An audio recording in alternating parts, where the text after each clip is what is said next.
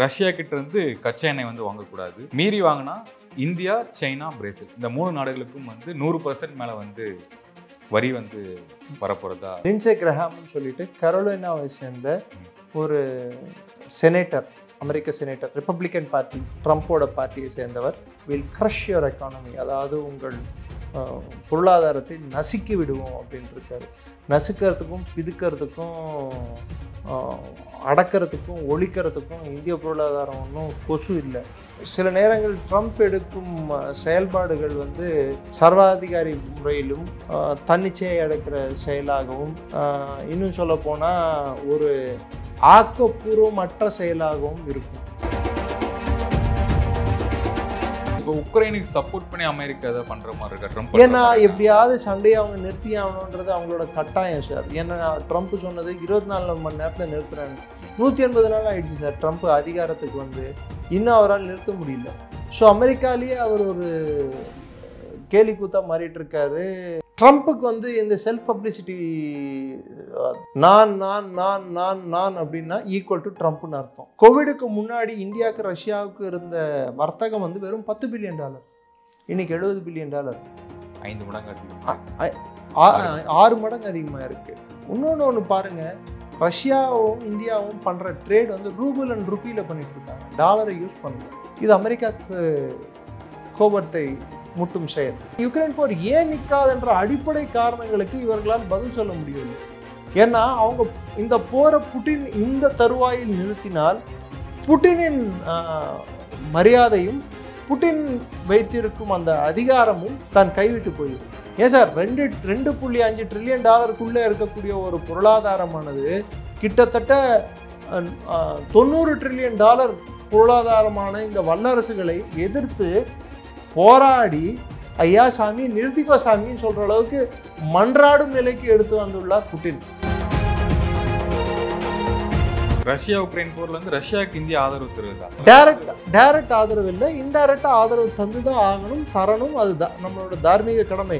America யுக்ரைனுக்கு ஆதரவு கொடுக்கும்போது India ஏன் ரஷ்யாவுக்கு ஆதரவு கொடுக்க கூடாது? பிரம்மபுத்திரா மீது டேம் கட்டுறதுக்கான முயற்சிகள் அப்படின்னு விஷயம் கேள்விப்பட்டேன். சைனா கட்டக்கூடிய டேமின் மதிப்பானது $160 பில்லியன் மதிப்புள்ள ஒரு அணையை கட்ட முயற்சிக்கிறார்கள்.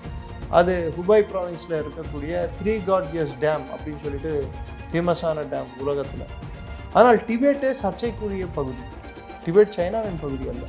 இதெல்லாம் இந்தியா சைனாவுக்கு இடையேயான ஒரு சர்ச்சைகள். இந்த சர்ச்சைகளுக்கு தீர்வானது கிடைக்குமா என்றால் உடனே, இது இன்ஸ்டன்ட் காஃபி இல்லை, உடனே கிடைக்காது.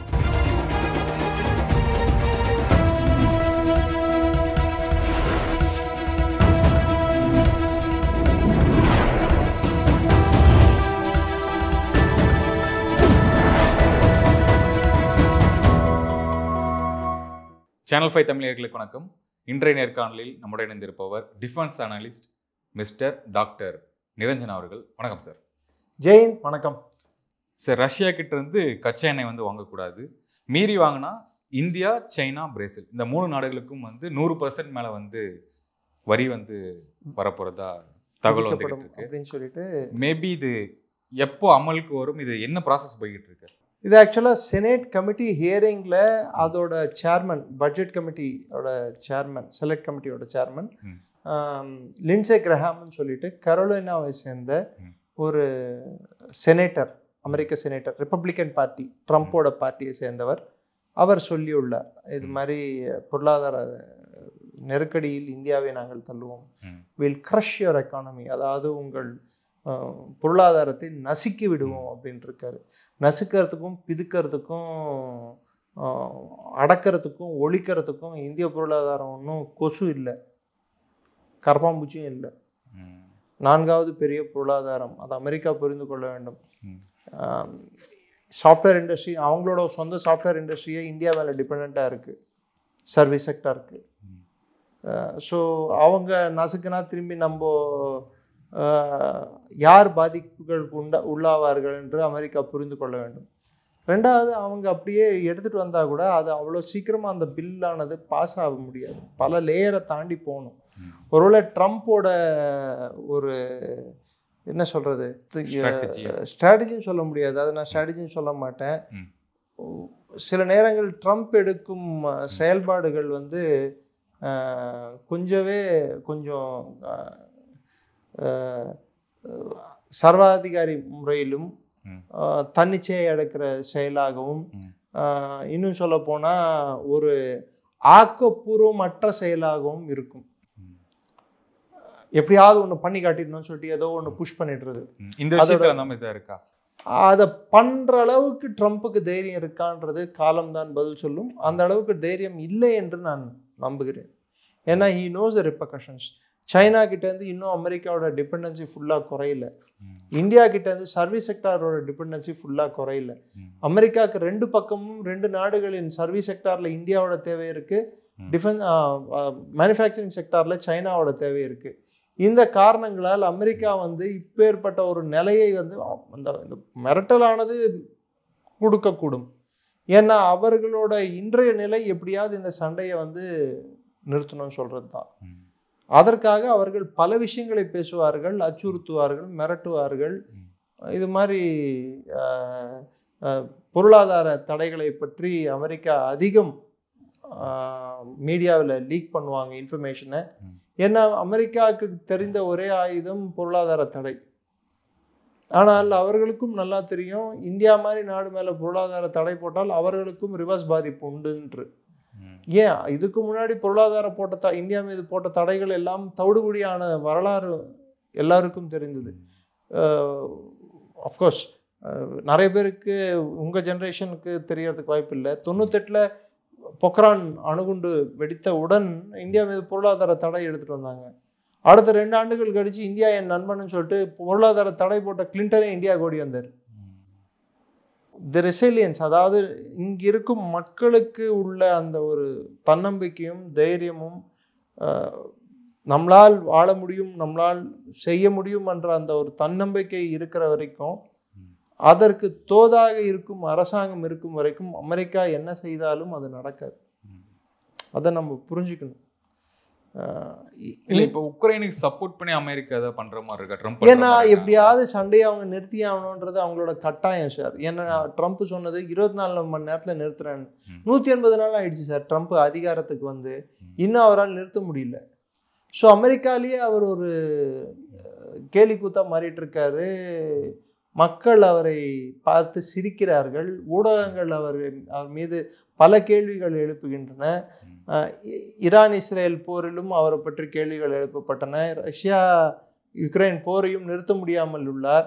அதனால்தான் எதுலையாவது ஒரு இடத்துல பேர் கிடச்சிடாதான்ட்டு இந்தியா பாகிஸ்தான் இதில் நாம் பண்ணேன்னு சொல்லிட்டு அவருக்கு அவரே தோல் தட்டிக்கிறார்.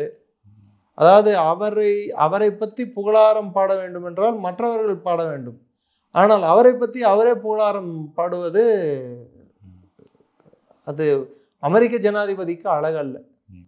இந்தியா பாகிஸ்தான் வரலையும் அதான் பண்ணார். ஃபர்ஸ்ட் ட்வீட் அவர் தான் போட்டு நான் நிப்பாட்டிட்டேன் அப்படின்னாரு. இதெல்லாம் எதுக்காக? ஒரு செல்ஃப் பப்ளிசிட்டி அந்த மாதிரியா? ட்ரம்ப்புக்கு வந்து இந்த செல்ஃப் பப்ளிசிட்டி அந்த ஒரு வீக்னஸ்ன்னு சொல்றதா இல்லை வியாதின்னு சொல்றதா அது எப்பயுமே உண்டு. நான் நான் நான் நான் நான் அப்படின்னா ஈக்குவல் டு ட்ரம்ப்னு அர்த்தம். நான் பண்ணேன், நான் செஞ்சேன், என்னால் தான், நான் தான், இப்படி தான் பேசுவார் அவர். ஸோ ட்ரம்ப் ஒரு கோமாளின்னு சொல்ல முடியாது. Is a man with a perfect, he knows what he is doing. He means business. So அவரை வந்து நம்ம புறந்தாளிட முடியாது. ஏதோ உளறான் பைத்தியக்காரன் அப்படி சொல்ல முடியாது. இஸ் கன்னிங், கால்குலேட்டிவ், ரொம்ப ஆழமாக சிந்திக்கக்கூடிய ஒரு ஆள். சில விஷயங்களை வந்து அணுகும் முறையானது வந்து சாதுரியமாக அணுகுவார். ஆனால் பிரச்சனை எங்கே வருண்டான்னா அந்த செயல்பாடுன்னு வரும்போது எல்லோரையும் சேர்த்து கொண்டு எல்லோரோட கருத்தையும் கொண்டு செயல்படுத்தாமல் தன்னிச்சையாக செயல்படுறதுனால அவரை உலகத்துக்கு கோமாளியாக சித்தரிக்கப்படுகிறார். அவர் ஒன்றும் கோமாளி இல்லை. அவர் செய்யும் ஒவ்வொரு செயலுக்கு பின்னால் ஒரு உள்ளர்த்தம் இருக்கிறது. அவ்வளோ ஈஸியாக புறந்தளிட முடியாது ட்ரம்ப்பை. ஆனால் இப்போ அவரோட முன்னோட்டம் என்பது இந்த போரை எப்படியாவது நிறுத்தியே ஆகணுன்றது அவரோட கம்பல்ஷன். ட்ரம்ப்போட கம்பல்ஷன். ஓகே சார், உக்ரைனுடைய கான்டாக்ட் மீட்டிங் அப்படின்னு கேள்விப்பட்டிருந்தோம். பல்வேறு நேட்டோ தலைவர்கள் கலந்து எல்லாம் கலந்துக்கிட்டாங்க. அவங்க எப்படியாவது யுக்ரைன்ல போரை நிறுத்தணுன்றதுக்காக அமெரிக்கா மேல ப்ரெஷர் கொடுக்குறாங்க. அவங்க என்ன நினைக்கிறாங்க, ரஷ்யா எண்ணெய் விற்பதை தவிர்த்து விட்டால், ரஷ்யா எண்ணெய் விற்காமல் போனால், அவர் எண்ணெய் யாரும் வாங்காமல் போனால் போர் நின்று விடும் அப்படின்ட்டு நேட்டோடைய கணக்கு. இதில் ரஷ்யாவோட 80% கச்சா எண்ணெயை வாங்கும் நாடுன்னு எடுத்து பார்த்தீங்கன்னா சைனா, இந்தியா, பிரேசில். இது எல்லாமே 3 பிரிக்ஸ் நாடுகள். ஸோ அவர்கள் குறி வெறும் இவர்கள் மேல் மட்டுமல்ல, பிரிக்ஸ் மீதும். ஸோ பிரிக்ஸையும் குறி வைக்கிறாங்க. ஏன்னா பிரிக்ஸ் வளர்ச்சி அடைவது G6 கண்ட்ரிஸ்க்கு நல்லதில்லை. இந்த வெள்ளை ஏகாதிபத்தியம் இருக்கக்கூடிய நாடுகளான, குறிப்பிட்டு சொல்லணும்னா பிரிட்டனு, கனடா, அமெரிக்கா, ஜெர்மனி, இவர்கள் இதை ஏற்றுக்க மாட்டாங்க, இந்த பிரிக்ஸ் வளர்றத. ஸோ பிரிக்ஸுக்குள்ள நாளைக்கு யூரோப்பிய நாடுகள் உள்ளே சேர்ந்துச்சுன்னா, பிரிக்ஸில் திரும்பி மற்ற நாடுகளும் உள்ளே சேர ஆரம்பிச்சதுன்னா, ஸோ பிரிக்ஸ் நாளைக்கு ஒரு பிரம்மாண்ட வடிவு எடுத்தால், அப்போது மற்ற விஷயங்கள், மற்ற G20, இந்த அமெரிக்கா ஏற்படுத்தின ஒரு கட்டமைப்பு இருக்குது பார்த்தீங்களா, அந்த கட்டமைப்பு தவிடுபடி ஆகிடும். அதனால இந்த பிரிக்ஸ் நாடுகள் இதை மாத்திரம் குறிவைத்து தாக்குற மாதிரியும், அஃப்கோர்ஸ் அந்த நாடுகள் தான் 80% ஆஃப் ரஷ்யாவோட உற்பத்தியை வாங்கி கொண்டு இருக்கிறது. உதாரணத்துக்கு இந்தியா போன வருடம் இந்த ஜூன் மாதத்தில் மாத்திரம் 1.9 மில்லியன் பேரல்ல இருந்து 2.8 மில்லியன் பேரல் வரைக்கும் வாங்கியிருக்காங்க. ஆனால் ஒன்று சொல்கிறேன், அமெரிக்கா கிட்டேருந்து எண்ணெய் வாங்கிட்டு இருக்கோம். நம்ம 4,49,000 பேரல் வாங்கிட்டு இருக்கோம் ஒரு நாளைக்கு. அதே ரஷ்யா கிட்டத்தட்ட 20 லட்சம் பேரல் வாங்கிட்டு இருக்கோம் பர் டே. ஸோ 5 மடங்கு அதிகம் அவங்ககிட்ட நம்ம வாங்கிறது. ஆட்டோமேட்டிக்காக அவங்களுக்கு அந்த ஒரு பிரச்சனை வரதான் செய்யும் அமெரிக்காவுக்கு. ரெண்டாவது ஒன்று பார்த்தீங்கன்னா, அவங்க ஆயில் வேற ரேட் வச்சு விற்கிறாங்க. ரஷ்யன் ஆயிலை இந்த ரேட்டுக்கு தான் விற்கணும், இந்த ரேட்டுக்கு தான் நீங்கள் வாங்கணும்னு சொல்லிட்டு பொருளாதார தடை காரணமாக நிர்பந்தம் படுத்தி அந்த விலைக்கு தான் வாங்கணும்னு சொல்லிட்டு இருந்தாங்க. சரி, அந்த விலைக்கே நாங்கள் வாங்கிக்கிறோம்னு சொல்லிட்டு அந்த விலைக்கே வாங்க ஆரம்பித்தோம். நம்ம மற்ற நாடுகள் நான் வாங்க மாட்டேன் போ அப்படின்னா, சரி நீ வாங்காத போன்னு சொல்லிட்டு ரஷ்யா நம்மளுக்கு கொடுத்துட்டு இருக்கான். நம்ம என்ன பண்ணுறோம், அதை சுத்திகரித்து அந்த எண்ணெயானது நம்ம ரெஃபைனரிஸில் அதை திரும்பி எவன் வாங்க மாட்டான்னு சொன்னானோ அவனுக்கு வித்துட்டு இருக்கும். ஸோ அவன் சீப்பாக கிடைக்க வேண்டிய எண்ணெயை காஸ்ட்லியாக வாங்கிட்டு இருக்கான். அந்த கோபமானது குறிப்பிட்டு ஜெர்மனி போன்ற நாடுகள்கிட்ட அதிகமாக இருக்குது. ஏன்னா இந்தியா கிட்ட ரிஃபைனரி கெப்பாசிட்டி அதிகம், அதை சுத்திகரிக்கும் ஆலைகள் அதிகம், எண்ணெய் சுத்திகரிப்பு ஆலைகள். ஸோ அந்த ஒரு இதுலேருந்து எடுத்து பார்த்தா போன வருடம் மாத்திரம் நான் சொன்ன மாதிரி கிட்டத்தட்ட $65 பில்லியன் அளவுக்கு, 64 to 65 பில்லியன் அளவுக்கு நாம் ரஷ்யா கிட்ட இருந்து வாங்கின எண்ணெயின் மதிப்பு. அதாவது அவர்கள் நம்மளுக்கு இறக்குமதி செய்த பொருட்களின் மதிப்பு இவ்வளோ. நம்ம அவங்களுக்கு கொடுக்கறது வெறும் $5 பில்லியன் என்னவோ தான் இருக்கு, $70 பில்லியன். கோவிடுக்கு முன்னாடி இந்தியாவுக்கு ரஷ்யாவுக்கு இருந்த வர்த்தகம் வெறும் $10 பில்லியன், இன்னைக்கு $70 பில்லியன். 5 மடங்கு அதிகமாக, 6 மடங்கு அதிகமாக இருக்கு. இன்னொன்று பாருங்க, ரஷ்யாவும் இந்தியாவும் பண்ற ட்ரேட் ரூபிள் அண்ட் ருப்பியில் பண்ணிட்டு இருக்காங்க, டாலரை யூஸ் பண்ணல. இது அமெரிக்காவுக்கு கோபத்தை முட்டும் செயல். ஏன்னா அவங்க உலகம் டாலரை வாங்கும்னு சொல்ற நம்பிக்கையில தான் டாலரை சும்மா அச்சடிச்சு விட்டுட்டு இருக்காங்க. இன்னைக்கு அமெரிக்காவோட கடன் எவ்வளவு தெரியுமா? $34 ட்ரில்லியன். எக்கானமி 36, கடன் $34 ட்ரில்லியன். ஸோ அவங்க கடன் அவ்வளோ இருக்கும்போது இந்த $34 ட்ரில்லியன் கடனை வைத்திருக்கும் அந்த நாடு, டாலர் புழக்கத்தில் இருந்தால் மாத்திரம்தான், உலகம் ஃபுல்லாக புழக்கத்தில் இருந்தால் அதை எண்ணெய் வாங்குவதற்கு முக்கியமான ஒரு கரன்சியாக யூஸ் பண்ணுற வரைக்கும் தான் டாலரோட தேவை மற்ற நாடுகளுக்கு இருக்குது. இந்தியா என்ன பண்ண ஆரம்பிச்சு, முதல்ல நம்ம தான் உடைக்க ஆரம்பித்தோம், நான் அந்தந்த கரன்சிலேயே ட்ரேட் பண்ணுறேன் அப்படின்னு சொல்லிட்டு. ஸோ இதை அவங்களால ஜீர்ணிக்க முடியல அமெரிக்காவால். ரெண்டாவது, இந்த யூபிஐ இன்ட்ரடியூஸ் பண்ணிட்டு இருக்கிறது, 7 நாடுகள் 8 நாடுகள் இப்போ யூபிஐ அமலுக்கு விட்டது. இன்னும் பல நாடுகள் அமலுக்கு வந்தால் விசா கார்டு, மாஸ்டர் கார்டு காணாமல் போயிடும். இதுவரைக்கும் எதெல்லாம் அவன் டெக்னாலஜிக்கலா அவனுக்கு இதுவும் பாதிப்பு கிடைக்கும் அவருக்கு ஆகும். ஆமா, விசா மாஸ்டர் கார்டு போயிடுச்சுன்னா அவனோட சர்வர்ஸ் தானே உலகத்துல இருக்கக்கூடிய மணி டிரான்ஸ்ஃபரை கண்ட்ரோல் பண்ணிட்டு இருக்கு. அது இந்தியன் சர்வர் கண்ட்ரோல் பண்ண ஆரம்பிச்சதுனா, இந்தியாவில் இருக்கக்கூடிய தொழில்நுட்பம் உலகம் ஃபுல்லா ஏற்றுக்க ஆரம்பிச்சதுனா, இது செகண்ட்ஸ்ல மாறுற தொழில்நுட்பம். அவன் போகணும், கியூல நிக்கணும், கார்டை தேய்க்கணும், நம்பர் அமுக்கணும். இது அப்படி இல்லையே. இது மோர் செக்யூர் இல்லையே டிரான்சாக்ஷன். நீங்க எனக்கு இது ரெண்டாவது, அங்க கரன்சியாவது வரும், இங்க கரன்சியே இல்லையே. நோட்டே இல்லாம நோட் இல்லை, இது வெறும் நம்பர் தானே. உங்களுக்கு ஒரு நம்பர் வருது, எனக்கு ஒரு நம்பர் வருது, நான் அமிச்சிட்டேன்னு சொல்றேன், நீங்க வாங்கிட்டீங்கன்னு சொல்றீங்க, அதோட முடிஞ்சு போச்சு. இது இந்த டெக்னாலஜி எவனும் புரிய மாட்டேங்குது. இது என்னடா டெக்னாலஜி இதுன்னு சொல்லிட்டு பேங்க்குக்கும் 2 பேருக்கும் நடுவில் இருக்கக்கூடிய ஒரு ஃபெசிலிட்டி இது. அதுவும் பேங்க்குக்கும் அவனுக்கும் இருக்கிற டைரக்ட் ஃபெசிலிட்டி. இங்க பேங்க் 2 பேரை இணைக்கிறதுக்கு பேங்க் நடுவில் ஒரு வழியா இருக்கு, கருவியா. அங்க வெறும் பேங்க்கும் ஒரு இண்டிவிஜுவலும் தான் டீல் பண்ண முடியும். ஸோ இது அடுத்த கட்டத்துக்கு போயிட்டோம் நம்ம. ஸோ டெக்னாலஜிக்கலி நம்மளோட இம்ப்ரூவ்மெண்ட்ஸ் அமெரிக்கா வெறுக்குது. இந்த பிரிக்ஸ் நாடுகள் மீது அஞ்சுகிறதா பார்த்து அமெரிக்கா? கன்ஃபார்மா அஞ்சுகிறது.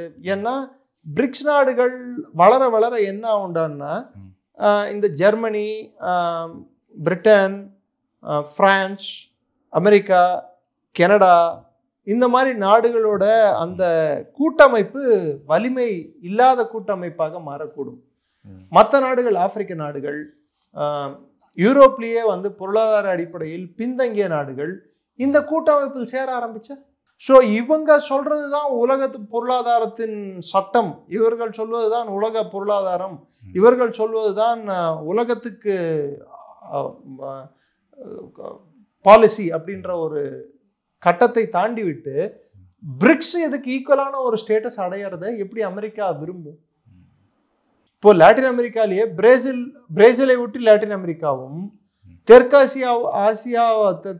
தென்கிழக்கு ஆசியாவும், தெற்காசியாவும், இந்தியாவை சுற்றி ஆசியாவும், ஆப்பிரிக்காலேயும் இந்தியாவுக்கு ஒரு இருப்பும் இப்படி டெவலப் ஆக ஆரம்பிச்சதுன்னா, அப்போ அமெரிக்காவுக்கும் அவங்களோட நட்பு நாடுகளான சில நாடுகளுக்கும் என்ன மிஞ்சும் உலகத்தில்?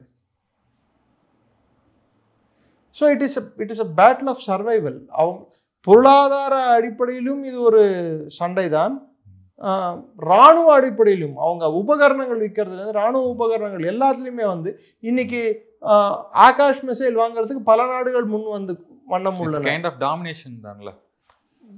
மிலிட்ரி அவங்களோட பொலிட்டிக்கல் டாமினேஷன் எது வரைக்கும் இருக்குன்னா, எக்கனாமிக் அண்ட் மிலிட்ரி டாமினேஷன் இருக்கிற வரைக்கும் அவங்க உலகத்தை டாமினேட் பண்ண முடியும். மிலிட்ரி டாமினேஷன் என்பது எப்போ வரும்டான்னா, அவங்க technologically they should be superior. தொழில்நுட்ப அடிப்படையில் அவங்க அதிகம் இருக்கணும், அதாவது அவங்களோட பலம் அதிகமாக இருக்கணும்.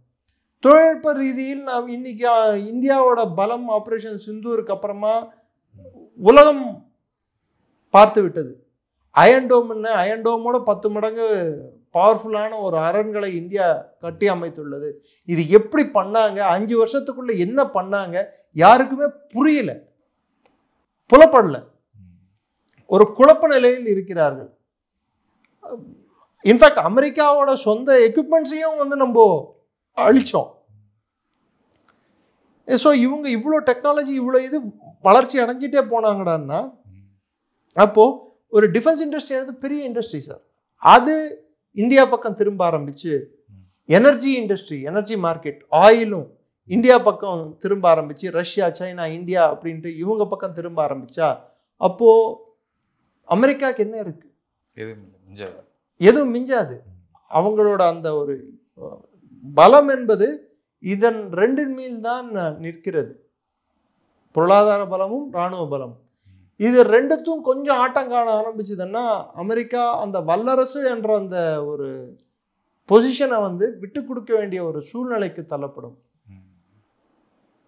ரெண்டாவது, நீங்க இன்னொன்று யோசிச்சு பாருங்க, மக்கள் தொகை அமெரிக்காவில் வளரல, குறையுது. வயதான மக்களை அதிகரிச்சிட்டு இருக்காங்க.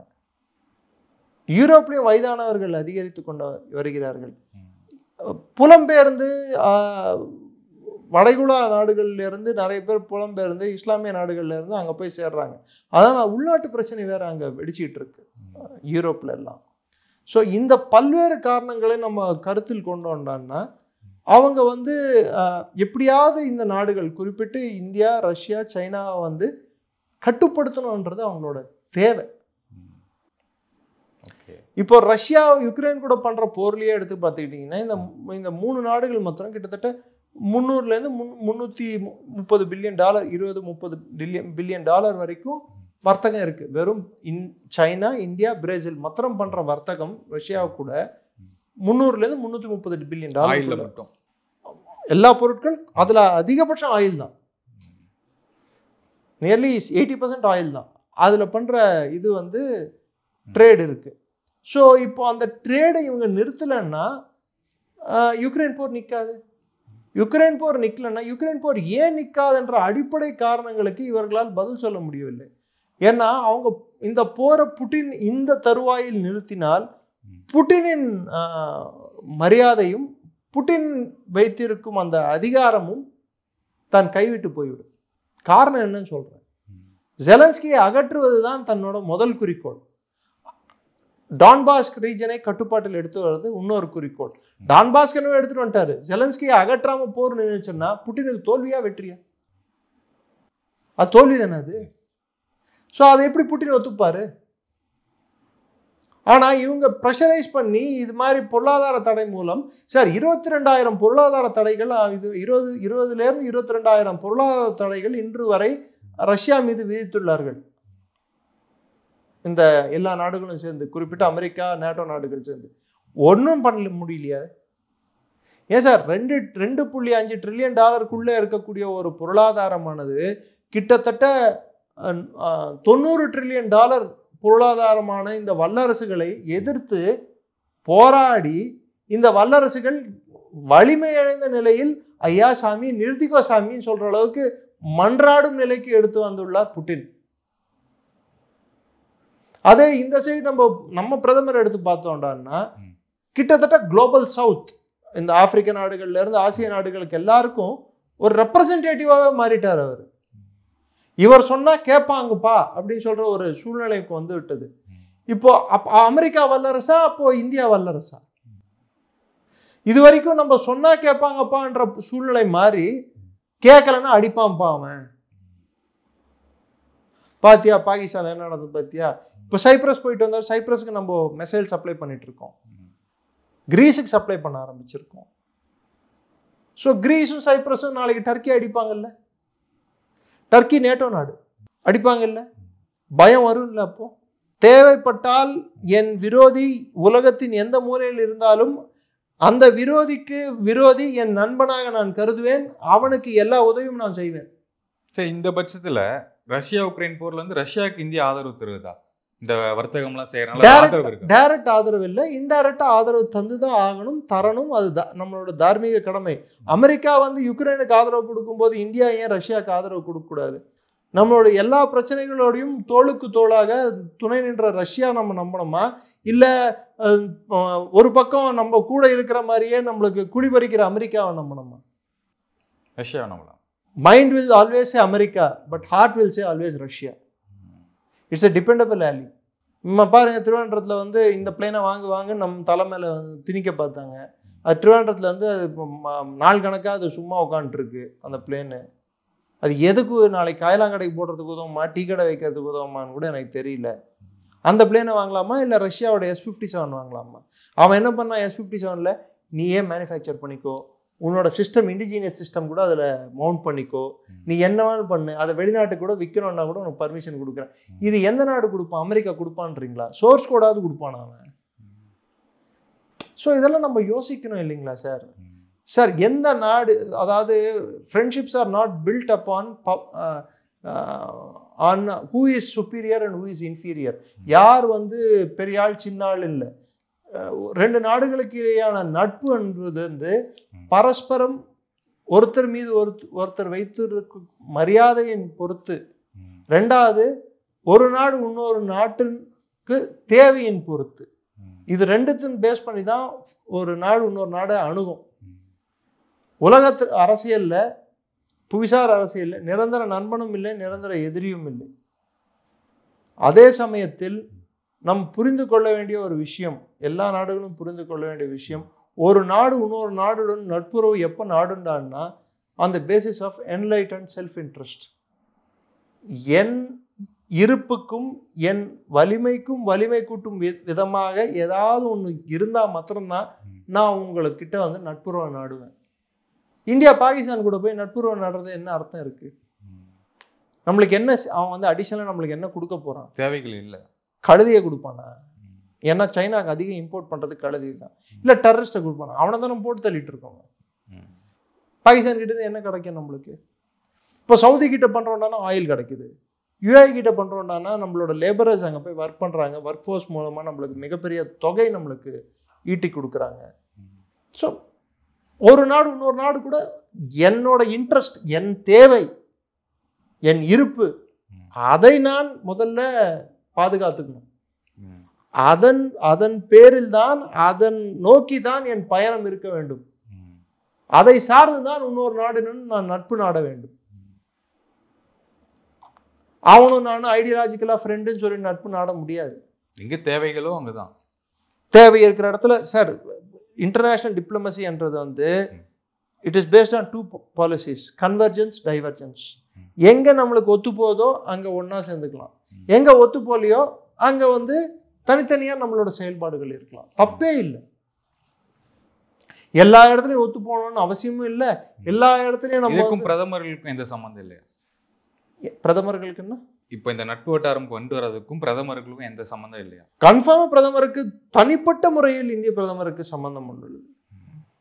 இந்திய பிரதமருக்கு வந்து புட்டின் வந்து ஒரு வாட்டி அவர்கிட்ட சொல்லுவார் மீட்டிங்ல சொல்லும்போது, நான் நினைக்கிறேன் இனிமேல் உங்களுக்கு டிரான்ஸ்லேட்டர் கூட தேவையில்லை, என்னை அத்தனை வாட்டி சந்திச்சிட்டீங்க, நான் என்ன பேச போறேன்னு உங்களுக்கு புரிஞ்சிட்டு இருக்கேன், இந்நேரத்துக்கு என் மொழி நான் பேசுற ஸ்டைல் உட்கொண்டு எல்லாமே உங்களுக்கு தெரியும், ஆனா பேருக்கு நீங்களும் வச்சிட்டு இருக்கீங்க, அது எனக்கு புரியுது அப்படின்னு சொன்னார் புட்டின் டு மோடி. சிரிச்சிட்டு ஒரு என்னவோ ஒரு ஃப்ரெண்டு கூட பேசுற மாதிரி. அந்த ஒரு கம்ஃபர்ட் ஜோன் எப்போ வரும்டான்னா, இவரை நம்பலாம், இவரின் ஆட்சியை நம்பலாம், இவர்களின் ஆட்சி, இந்த நபர் கீழ் இருக்கும் ஆட்சி, அந்த நாட்டின் மக்கள் நமக்கு எதிராக செயல்பட மாட்டார்கள் அப்படின்ற நம்பிக்கை வர்றதுக்கு பல வருடங்கள் எடுத்துக்கும். ஒரு நாள் 2 நாள்ல அது வந்துடாது. அமெரிக்காவுக்கு இந்தியாவுக்கு இருக்கக்கூடிய நட்பு என்பது லவ் ஹேட் பாலிசி. மீன்ஸ் சில நேரங்களில் அமெரிக்கா வந்து இந்தியாவின் நண்பன் அப்படின்னு நிற்பானுங்க, ஆனா முதுகுல குத்துவானுங்க. இந்தியா அதாவது அமெரிக்கா என்னைக்கு இந்த வாட்டி இந்தியாவுக்கு அமெரிக்கா மேல இருக்கக்கூடிய மிகப்பெரிய கோபம், ஒரு இன்னும் சொல்ல போனா அமெரிக்கா மீது இருக்கக்கூடிய ஒரு ட்ரம்ப் மீது, குறிப்பிட்டு ட்ரம்ப் மீது இருக்கக்கூடிய ஒரு அவநம்பிக்கை காரணம் என்னடான்னா, இந்தியா அண்ட் பாகிஸ்தான் இந்த வார்த்தை வந்து அமெரிக்கா புறந்தள்ளி பல வருடங்கள் ஆன பிற்பாடு திரும்பி அந்த வார்த்தை வருது. இந்தியா அண்ட் பாகிஸ்தான் வராது. India versus Pakistan. இந்தியாவையும் பாகிஸ்தானையும் ஒரே பிராக்கெட்ல போடுறதே தப்பு. நிரந்தர பிச்சைக்கார நாடான பாகிஸ்தானும் உலகத்தின் 4வது பெரிய பொருளாதாரமும் எப்படி ஒரே பிராக்கெட்ல வருவாங்க? தமிழ்நாடு பட்ஜெட் இல்லைங்க, பாகிஸ்தான் பட்ஜெட்டு. அவங்கள பட்ஜெட் ஒரே பிராக்கெட்ல போடுறது எப்படி நம்ம ஏற்றுக்க முடியும் சொல்லுங்க? தமிழ்நாடு என்பது பல மாநிலங்களில் ஒரு மாநிலம் இந்தியாவில். நான் மகாராஷ்டிரா கூட நான் சேர்க்கல. மகாராஷ்டிரா ஜிடிபி பாகிஸ்தான் ஜிடிபியோட அதிகம். நம்ம ஒரு மாநில ஜிடிபியை வந்து அவங்களால கம்பேர் பண்ண முடியாது, நம்ம அதிகமாக இருக்கும். ஸோ இந்த சூழ்நிலையில் இந்த காலகட்டத்தில் America Pakistan, India and Pakistan சொல்றதை வந்து அதை இந்தியா அரசுக்கு அமெரிக்கா மீது ஏற்பட்ட அவநம்பிக்கையின் பிரதிபலிப்பு தானே அது. அதுக்கன்ட்டு எல்லாமே நல்லா இருக்குன்னு நம்ம சொல்ல முடியாது. For example India, China, Russia, India அப்படின்ற ஒரு இது இருக்கு பாருங்க. ரஷ்யாவுக்கு இந்தியா, சைனா நண்பனாக இருக்க வேண்டும் என்பது அவர்களின் எண்ணம். சர்கி லாவ்ரோவ் பலவாட்டி இதை சொல்லியிருக்காரு, ரஷ்யாவோட வெளியுறவுத்துறை அமைச்சர். ஆனா இந்தியா, சைனா நண்பனாக இருக்கிறதுக்கான சாத்தியக்கூறு உண்டா, அதற்கான ஒரு ஏதுவான சூழ்நிலை உண்டா அப்படின்னு கேட்டா நிறைய விஷயங்கள்ல இல்லை. இப்போ இந்தியன் டூரிசம் பத்தி சமூக வலைதளங்களை வந்து அவதூறு பரப்பிட்டு இருக்காங்க சைனா அப்படின்னு கேள்வி. சரி, உங்களுக்கு இருக்கா? உங்களுக்கு ஒரு சின்ன புள்ளி விவரம் சொல்ல விருப்பப்படுகிறேன் நான். இந்த புள்ளி விவரமானது 2024 வருடத்தில் மொத்தம் இந்தியாவோட டூரிசமால வந்த ஈட்டிய பணம் மாத்திரம் $256 பில்லியன். அதுல ஃபாரின் டூரிசம், அதாவது வெளிநாட்டு மக்கள் இந்தியாவுக்கு வந்து போனது வந்து இந்திய மதிப்பீடுல வந்து 21 ட்ரில்லியன். இந்தியன் ருப்பியில 21 ட்ரில்லியன், 21 லட்சம் கோடி. யுஎஸ் மதிப்பீட்டில் வந்து அது 256 பில்லியன். இதில் இந்திய மதிப்பீட்டில் 3.1 ட்ரில்லியன் வந்து ஃபாரினர்ஸ் இந்தியாவில் வந்து பணத்தை ஸ்பெண்ட் பண்ணியிருக்காங்க. அதாவது 7ல் 1 பங்கு வந்து வெளிநாட்டவர் இந்தியாவுக்கு வந்துள்ளார்கள். ரெண்டாவது, ஆண்டுக்காண்டு 9% இந்தியன் டூரிசம் இண்டஸ்ட்ரி வளர்ந்துகிட்டு இருக்கு. இந்தியாவோட பொருளாதாரத்தில் வந்து இது மிகப்பெரிய பங்கு ஆற்றிக்கொண்டிருக்கு 2019க்கு அப்புறம். ஏன்னா 2019 போன 5 வருடங்களுக்கு முன்னாடி இருந்தானா பேசியர் நம்ம எடுப்போம். டொமஸ்டிக் டூரிசம் ஈட்டும் ரெவென்யூ மாத்திரம் 15.5 ட்ரில்லியன். இது 2019 விட 22% அதிகம். ஜாப் கிரியேஷன் மாத்திரம் கிட்டத்தட்ட 47 மில்லியன் பேர் பலனடைந்துள்ளார்கள். 47. 9.1% இந்தியாவில் வேலை பார்ப்பவர்கள் டூரிசம் இண்டஸ்ட்ரியில் இருக்காங்க. டிராவல்ஸு, ஹோட்டல்ஸு, இதெல்லாம் ரெஸ்டாரண்ட்ஸ் எல்லாம் சேர்த்து. ஸோ ஃபாரின் எக்ஸ்சேஞ்ச், அந்நிய முதலீடு, இதுல இருந்து ப்ரொவிஷனல் எஸ்டிமேட் வந்து இது வந்து எவ்வளோ வந்திருக்குன்னு பார்த்தீங்கன்னா 2,77,842 கோடி ரூபாய் வருவாய் ஈட்டியுள்ளது. ஸோ இந்திய டூரிசம் வளர்ற அதே சமயத்தில் சைனா வந்து டூரிசம் வந்து சரிவை சந்திச்சுட்டு இருக்கு. நிறைய பேர் சைனா போக, போஸ்ட் கோவிட் பீரியட்ல சைனா போக பயப்படுறாங்க. ரெண்டாவது, பல நகரங்கள் காலியாகி கொண்டு இருக்கின்றன. அங்க பொருளாதார மந்த நிலை ஏற்பட்டு கொண்டு இருக்கிறது. அரசியல் சூழ்நிலையும் அவர்களுக்கு சாதகமாக இல்லை. போன வாட்டி பேசின இன்டர்வியூலேயே சைனாவோட நிலைமையை பற்றி நான் விரிவாக பேசினதால அதை நான் கண்டினியூ பண்ணுவேன்.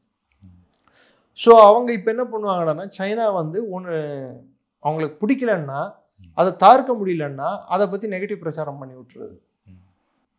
இப்போ யூடியூப் மூலமாகவும் சோஷியல் மீடியா, அவங்களோட வைபோ சைட்ஸ் மூலமாக ஒரு கிட்டத்தட்ட 100லேருந்து ஒரு 150 பேரை வந்து ஐடென்டிஃபை பண்ணியிருக்காங்க. இந்தியாவிலேயே இந்திய அரசாங்கம் ஐடென்டிஃபை பண்ணி அவங்கள பிளாக் பண்ணியிருக்காங்க.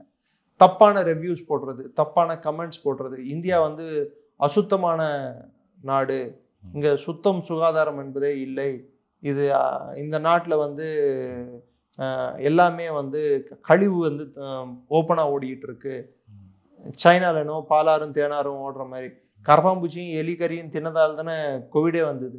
மாவு வந்து என்ன பண்ணால் உணவு, அதாவது விளைநிலங்களில் வந்து அவங்களுக்கு கம்மி, வந்துட்டு இருந்த விளைநிலங்களில் குருவிகள் இருக்கு, குருவிகள் வந்து நிறைய சாப்பிட்றதுனால தான் தானியங்களை உணவு பற்றாக்குறை வருதுன்னு சொல்லி குருவிங்களை அடுறா அப்படின்னு குருவிங்களை அடிச்சு கொண்டுட்டானுங்க. குருவிங்களை அடிச்சு கொண்ட உடனே என்னாச்சு, அது பயிரத்திங்கிற பூச்சிங்க பாருங்க, அது அதிகமாயிடுச்சு. அந்த ஆண்டு ஃபுல்லா காலி. மாவோட கல்ச்சரல் ரெவல்யூஷன் ஒரு முட்டாளின் மூளையிலிருந்து கசுந்தோடிய அலங்கோலம் அப்படின்வாங்க. அப்கோர்ஸ் அப்படிப்பட்ட ஒரு முட்டாளையும் இங்க தலைவனாக ஏற்றுக்கொண்டு ஒரு கூட்டம் இருக்கிறது, அதை விட்டுருங்க. ஸோ அப்படிப்பட்ட சைனாக்காரன் நாயை, பூனையை, கரப்பாம்பூச்சியை, பல்லியை, தவளையை, தவழ்றது, மிதக்கிறது எதெல்லாம் இருக்கோ, எதெல்லாம் நம்ம வந்து செல்லப்பிராணின்னு சொல்லி வளர்க்கக்கூடிய நாய் உட்பட தின்னும் சைனாக்காரன் இந்தியர்களை பார்த்து அசுத்தமானவர்கள் அப்படின்னு சொன்னா எப்படி? இது மாதிரி நிறைய விஷயங்களை சைனா பரப்பிட்டு இருக்கு. இது வந்து இந்த மாதிரி ஒரு சூழல் ஏற்படும் போது இந்தியாவுக்கும் சைனாவுக்கும் எப்படி அமைதி திரும்பும்? ஏன்னா இதுல காஷ்மீர்ல அமைதி திரும்பினா டூரிசம் இண்டஸ்ட்ரி வளர்னா சைனாவுக்கும் தானே அது பாதிக்கும். ஸோ தூண்டி விடுறதா தான் இருக்கு. ஏன்னா யாரும் வரக்கூடாது, இந்தியா சுத்தமா இல்லை அப்படி. இதுக்கு முன்னாடி ஆபரேஷன் சிந்தூர்ல வந்து இதே மாதிரி தான் மலேசியால இருந்து டிஃபென்ஸ் செக்யூரிட்டி ஏஷியான்னு ஒரு போர்ட்டல் வந்து அது சைனாவோட ஃப்ரண்டா வச்சுக்கிட்டு வாய்க்கு வந்ததை பேசுனது, இத்தனை பிளேன் விழுந்துருச்சு, அத்தனை இது விழுந்துருச்சு, அது எதுக்குமே தரவில்லை. இது மாதிரி ஒரு புரளியை கிளப்பி விட்டுட்டு இருந்தாங்க. இப்போ செலக்டிவா சில இண்டஸ்ட்ரீஸை அவங்க டார்கெட் பண்ணி எதெல்லாம் வளர்ச்சி அடைஞ்சிட்டு இருக்கோ, ஏன்னா இண்டிஜினியஸ் நம்ம டிஃபென்ஸ் ப்ரொடக்ஷன் நம்ம உள்நாட்டில் உற்பத்தி செய்த இராணுவ உபகரணங்களையும் கருவிகளையும் தப்பு கண்டுபிடிச்சா நாளைக்கு எவனும் வாங்க வர மாட்டான். ஏன்னா அவன் கருவி யூஸ்லெஸ் ஆயிடுச்சு இல்லை. அதனால அவன் கருவி வந்து யூஸ்லெஸ்ன்னு சொல்றத விட இந்தியாவை யூஸ்லெஸ்ன்னு சொல்லிட்டோம்னு வச்சுக்கோங்க, இவ்வளோ டேமேஜ் ஆச்சுன்னு சொல்ல முடியாது என்னால. ஆனா அவன் அவ்வளோ போயிடுச்சு, அவன் வேஸ்ட் அப்படின்னு சொல்லிட்டா நான் மறைச்சு வச்சுக்கலாம். என் தப்பை மறைச்சிக்கிட்டு மற்றவனோட தப்பை இல்லாத தப்புன்னு சொல்லி காட்டுறது. இது சைனா வந்து ஒரு பொய்யை 100 வாட்டி சொன்னா உண்மையாயிடும்னு சொல்றதுல சைனா வந்து ரொம்ப அதுல அவங்களுக்கு அதிக திறன் உண்டு. அதை தான் இப்போ அவங்க பண்ணிட்டு இருக்காங்க. மற்றபடிக்கு எடுத்து பார்த்தீங்கன்னா சைனா மற்ற விஷயங்கள்லையும் இந்தியாவுக்கு சில விஷயங்கள்ல நம் மீது அச்சுறுத்தல்கள் கொடுத்த வண்ணம் பொருளாதார ரீதியில் இல்லாட்டியும் ஜியாகிரபிக்கலா நம்ம மீது சில அச்சுறுத்தல்கள் கொடுக்க பார்க்குறாங்க. குறிப்பிட்டு தண்ணி சார்ந்த பிரச்சனைகள் இந்தியாவுக்கும் சைனாக்கும் வளர்றதுக்கான வாய்ப்பு உண்டு. இப்போ டூரிசம் பத்தி தவறான தகவல்கள் வந்து பரப்பிட்டு இருக்கும்போது பிரம்மபுத்திரா மீது வந்து டேம் கட்டுறதுக்கான முயற்சிகள் அப்படின்னு விஷயம் கேள்விப்படுறோம். ஆமா, சைனா வந்து டிபெட் அதாவது மையப்பகுதியில் பிரம்மபுத்திரா நதி வந்து அங்கே அதுலேருந்து வந்து அருணாச்சல் பிரதேஷ் வழியாக நுழைந்து நார்த் ஈஸ்டில் ஃப்ளோ பண்ணி அது அப்புறம் பங்களாதேஷ் வரும். ஸோ அப்போ இவங்க வந்து இவங்க கட்டக்கூடிய டேமின் மதிப்பானது $160 பில்லியன். ஆமாம், $160 பில்லியன் மதிப்புள்ள ஒரு அணையை கட்ட முயற்சிக்கிறார்கள். அது ஹுபாய் ப்ராவின்ஸில் இருக்கக்கூடிய 3 கார்ஜியஸ் டேம் அப்படின்னு சொல்லிட்டு ஃபேமஸான டேம் உலகத்தில். இருக்கிறதுலே பெரிய அணை அதுதான். அந்த அணையோட 3 மடங்கு பெரிய அணையா இதை கட்ட முயற்சிகள் எடுத்துக்கொண்டிருக்கிறார்கள். ஆனால் டிபெட்டே சர்ச்சைக்குரிய பகுதி. டிபெட் சைனாவின் பகுதி அல்ல. அந்த பகுதியில் அவங்க கட்டுறாங்கன்னா 230க்கு மேல் இந்த ப்ராஜெக்ட் இம்ப்ளிமெண்ட் செய்யப்படும். அது கிரவுண்ட் பிரேக்கிங் ஒர்க், அதாவது முதல்ல ஸ்டார்டிங் ஃபவுண்டேஷன் ஒர்க் வந்து இப்போ போன வாரம் நடந்திருக்கு. அவங்களோட பிரதமர் அதை அட்டன் பண்ணியிருக்காரு. அட்டன் பண்ணால் கூட இப்போ எல்லாரும் பார்க்கறது என்னடான்னா இந்த ப்ராஜெக்ட் ஆனது இந்தியா லோயர் ரைபீரியன் ஸ்டேட், அதாவது தண்ணி இப்போ கர்நாடகாவில் ஒரு டேம் கட்டுறாங்க, இப்போ மேகதாது கட்டுறாங்கடான்னா அந்த தண்ணி வந்து எங்கே வரும்? கடைசியில் தமிழ்நாட்டில் வந்து தான் கடலில் கலக்கணும். ஸோ தமிழ்நாடு கீழே இருக்கும் மாநிலம், மேலே இருக்கும் மாநிலத்தில் காவேரி இருக்குது. அங்கே அணை கட்டும்போது கீழே இருக்கும் மாநிலம் வறண்டு போகும். அதே மாதிரி நாடுகளும் மேலே இருக்கும் நாடு கீழே இருக்கும் அந்த ஆறு பாயும் பகுதி, நதி பாயும் பகுதியானது மேல் பகுதியா கீழ்ப்பகுதியான்னு பார்ப்பாங்க.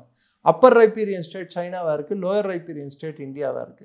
லோயர் ரைபீரியன் ஸ்டேட்டுக்கு வரக்கூடிய தண்ணியை அவங்க மறிக்கிறதுக்கு அவங்க சில முயற்சிகள் எடுத்த வண்ணம் உள்ளனர். இதற்கு இந்தியா கவுண்டரா நம்ம ஒரு சில ப்ராஜெக்ட்ஸை இம்ப்ளிமெண்ட் பண்ணுறதுக்கு நம்ம பார்த்துட்டு இருக்கோம். இதெல்லாம் வந்து இந்தியா சைனாவுக்கு இடையேயான ஒரு சர்ச்சைகள். இந்த சர்ச்சைகளுக்கு தீர்வானது கிடைக்குமா என்றால் உடனே இது ஒன்றும் இன்ஸ்டன்ட் காஃபி இல்லை, உடனே கிடைக்காது. இந்த சர்ச்சைகள் இருந்து கொண்டே தான் நீடித்து கொண்டே தான் இருக்கும். உதாரணத்துக்கு போன வாட்டியே கூட பாகிஸ்தானுக்கு அவங்க சப்போர்ட் பண்ண போய் இந்தியா வந்து ஓப்பனாக எதிர்த்தாங்க. ஸோ ரஷ்யாவோட கண்ணோட்டத்திலிருந்து சைனாவும் இந்தியாவையும் ஒன்றா பார்க்கணும்னு ஆசை. ஆனால் சைனாவின் கண்ணோட்டத்தில் தான் தனித்துவமாக திகழ வேண்டும் என்பது சைனாவின் ஆசை. இந்தியாவின் ஆசை என்னவென்றால் சைனா அத்துமீறி பிடித்த பகுதிகளாகட்டும், பாகிஸ்தான் கட்டுப்பாட்டில் உள்ள அத்துமீறி கட்டுப்பாட்டில் உள்ள POK ஆகட்டும், POJK ஆகட்டும், இதெல்லாம் வந்து திருப்பி இந்தியாவிடம் வர வேண்டும். சைனாவுக்கு எந்த தார்மீக உரிமையும் இல்லை. அதனால தான் அருணாச்சல் CM சொல்லியிருக்காரு, எங்களோட அருணாச்சல் பிரதேஷ் வந்து டிஸ்பியூட்டட், அதாவது பிரச்சனைக்குரிய பகுதி, இது டிபேட்டின் அங்கம் அப்படின்னு சொல்லிட்டு சைனா அனௌன்ஸ் பண்ணப்போ அதுக்கு அருணாச்சல் சிஎம் சொல்லியிருக்காரு. அதை தான் நாங்களும் சொல்கிறோம், டிபேட்டே வந்து டிஸ்பியூட்டட் பகுதி, எங்களுக்கு பார்டர் டிபேட் கூட மாத்திரம்தான் இருக்குது, சைனா கூட இல்லை, டிபேட் ஒரு தனி நாடு அப்படின்னு சொல்லியிருக்காங்க. ஸோ நம்ம அந்த ஒரு கண்ணோட்டத்தை எடுக்க ஆரம்பித்தோம்னா டிபேட் தனி நாடு, டிபேட் ஒன் சைனா பாலிசியே இல்லை, டிபேட்டை நாங்கள் தனியாக தான் நாங்கள் பாவிப்போம் அப்படின்னு சொல்லிட்டு நம்ம ஒரு பொசிஷன் எடுத்தோம்னா அப்போ சைனாவுக்கு வந்து நம்மளோட ஹார்ட் டிப்ளமசி என்னன்னு சொல்லி புரிய வரும். ஸோ இது ஒரு டிப்ளமேட்டிக் கேம். இது வந்து ஒரு நாள் 2 நாளில் முடியறது இல்லை. முதல்ல யார் கன்சிமிட்டுவாருன்றது தான் இதில் முக்கியம். யார் வந்து லைட்டாக பட்ஜ் பண்ணுவாங்க, அடிபணிவாங்கன்றது தான் முக்கியம். ஸோ சைனா முன்ன மாதிரி ஆர்ம் ட்விஸ்ட் பண்ணுறது, அதாவது கையை முறுக்கிற பார்க்குறதோ இல்லை அந்த உருட்டுறது மிரட்டுறது, இதெல்லாம் வந்து இனிமேல் அந்த இந்த அரசாங்கத்திடம் அது நடக்காது என்பதை அவர்கள் நன்கு புரிந்து கொண்டார்கள். காரணம், பொருளாதார அடிப்படையில் சைனாவுக்கு இந்தியாவுக்கு இருக்கும் வர்த்தகம் சைனாவுக்கு சாதகமாக உள்ளது. இந்தியாவை பகைத்து கொண்டால் சைனாவுக்கு அது பிரச்சனையாக முடியும். எல்லா நாடுக்கும் இந்தியாவுக்கும் இருக்கக்கூடிய பிரச்சனை என்னன்னா, இந்தியாவை பகைச்சிக்கிறதுக்கு அவங்க யோசிக்கிறது வேர்ல்ட்ஸ் பிக்கெஸ்ட் மார்க்கெட்டை தொலைக்கிறதுக்கு எவனும் ரெடியா இல்லை. அதனால அவங்களோட அக்குவியல்கள், அவங்களோட கூப்பாடு, அவங்களோட அப்பப்போ பின்பிரிக்ஸ் அப்படின்வாங்க, லைட்டாக குத்தி பார்க்கறது, சவுண்டு விடுறது, உதார் காட்டுறது, இதெல்லாம் இருக்கும். பட் அதை பார்த்து நம்ம அஞ்ச வேண்டிய தேவையில்லை. நாம் அரசாங்கம் தீர்மானமாக இருக்கும் வரை, இந்த அரசு குறிப்பிட்டு சொல்லணும்னா பிரதமரும் ஜெய்சங்கர் போன்ற நபர்கள் இருக்கும் வரை நமக்கு பெரிய அச்சுறுத்தல்கள் எனக்கு தெரிந்து இல்லை. ஓகே சார், ஒரு இறுதியான கேள்வி, ரஷ்யா உக்ரைன் போர் நிற்பதற்கான சாத்தியக்கூறுகள் இருக்கா? இந்தியாவில் ஏதாச்சும் பாதிப்புகள் ஏற்படுமா? இந்தியாவுக்கு எனக்கு தெரிஞ்சு இதால பெரிய பாதிப்பு ஏற்படுவதற்கான வாய்ப்பு இல்லை. இந்த வர்த்தகம் சம்பந்தப்பட்ட விஷயம் எந்த வாய்ப்பும் இல்லை. உலக நாடுகள் இது மாதிரி பேசலாம், இது மாதிரி பேசிக்கொண்டே இருக்கலாம். ரஷ்யா யுக்ரைன் போர் நிற்பதற்கான ஒரே வாய்ப்பு, ஜெலன்ஸ்கி அகற்றப்பட்டால் புட்டின் போரை உடனே நிறுத்துவதற்கான வாய்ப்புண்டு. அதுவரை இந்த போர் நிற்பதற்கான வாய்ப்பு சாத்தியக்கூறு கம்மி. ஓகே சார், உங்கள் நேரத்துக்கும் மிக்க நன்றி. வணக்கம் சார். ஜெயஹிந்த். நன்றி.